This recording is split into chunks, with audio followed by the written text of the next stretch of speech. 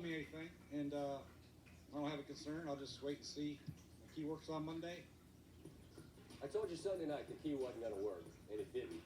After the Dan Snyder caravan sped out of FedEx Field minutes after yet another embarrassing home loss, the end for Jay Gruden was a formality.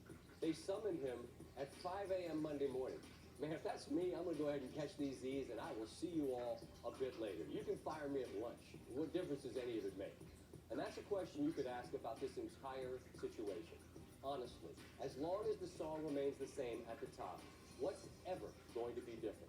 So far, under Dan Snyder, the team has been coached by the respected coordinator, Lord Turner, the respected NFL head coach, Marty Schottenheimer, who won his last 5 to get to 500, only to be fired after 1 year to be replaced by the college guy, Steve Spurrier, who called in his resignation from the golf course. Not very good. He was replaced by Redskins royalty, Coach Joe, who was under 500 and replaced by Jim Zorn, best described as the guy who would take the job. He went 12-20, just like Steve Spurrier, who was replaced by the coach who won Super Bowls elsewhere. Mike Shanahan got twice as long, 64 games, and he won twice as many games, 24. The symmetry is astounding. He was replaced by the up-and-coming coordinator who was fired after the 0-5 start. So if we're playing bingo, we've done respected coordinator, respected coach, college legend, organizational legend, guy who would take the job, Super Bowl winner, up-and-coming coordinator. What's left to try? The only coach that didn't have a losing record was Marty, and he was given exactly 1 year.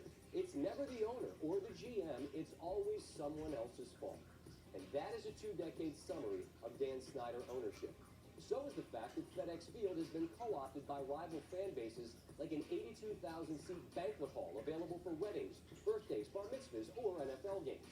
The last 4 home games has been completely overrun by fans of the Eagles, Cowboys, Bears, and Patriots. If not for them, it would have been mostly empty. Redskins lost all those games by a total of 79 points. Rock bottom isn't a moment, it is a seemingly perpetual state. And I've been trying to find the parallel for the systemic collapse that has happened here, and I just cannot.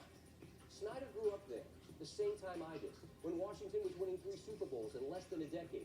They were a revered franchise that was so intricately woven into the culture of the region. They bridged the racial and socioeconomic differences. They brought together all of the DMV. Season tickets had a waiting list, decades long. Now you can't give them away.